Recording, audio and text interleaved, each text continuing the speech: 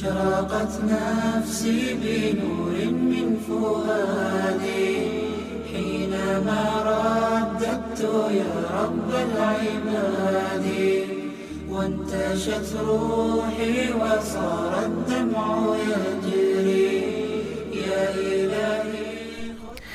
Budak takwa yang dirahmati Allah Subhanahu wa taala, kita mengenal seorang ulama di tanah air yang Allah panggil lebih dahulu ya, mungkin 2 tahun ke belakang. Ada Syekh Ali Jabir.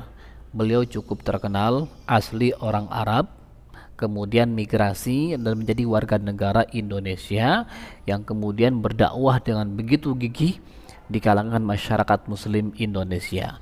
Satu ketika beliau menyampaikan dalam sebuah ceramahnya bahwa beliau pernah bermimpi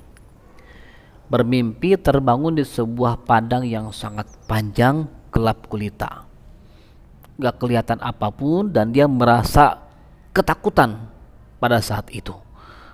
Ini sekelas badan yang begitu besar, kekar, Syekh Ali Jabir ketakutan dengan fenomena dan kondisi saat itu.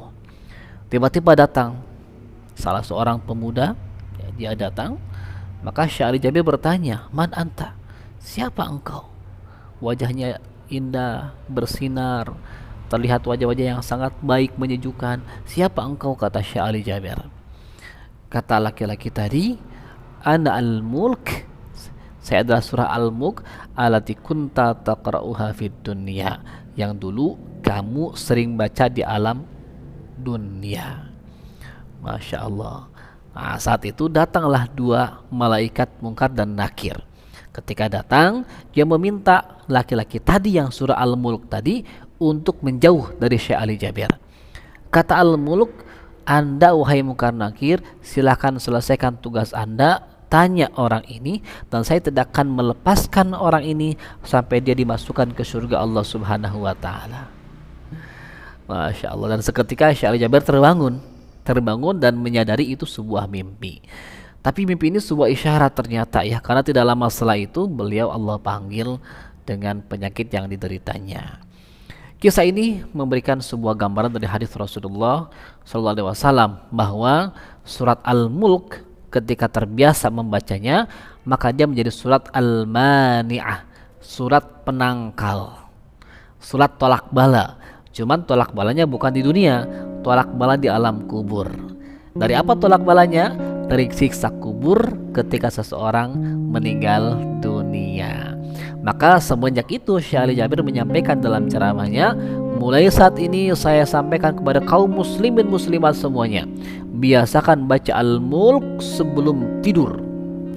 Hatta walaupun ada yang sedang haid, baca Al-Mulk. Siapa yang membolehkan? Saya yang membolehkan. Nah, beliau menyampaikan begitu dalam ceramahnya ya.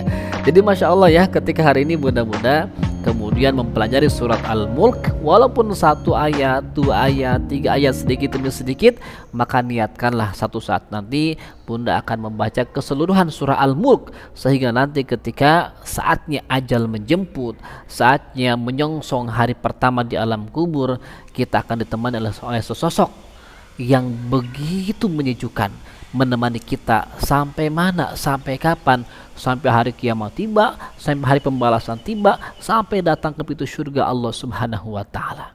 Satu surat Al-Mulk bisa mengawal bunda untuk masuk ke surga Allah Subhanahu wa taala. Manfaatkan kesempatan yang baik ini.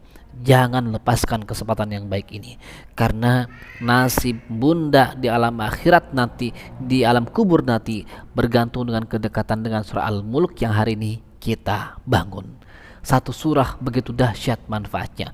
Bagaimana kalau bunda hafal 1 juz, 2 juz, 30 juz? Masya Allah. Dan kita niatkan, mudah-mudahan Allah berikan kesempatan kepada kita menghafal keseluruhan dari Al-Quran Al-Karim, atau kita sedang belajar dan kita wafat dalam keadaan husnul khatimah. Amin ya Allah ya Rabbal Alamin.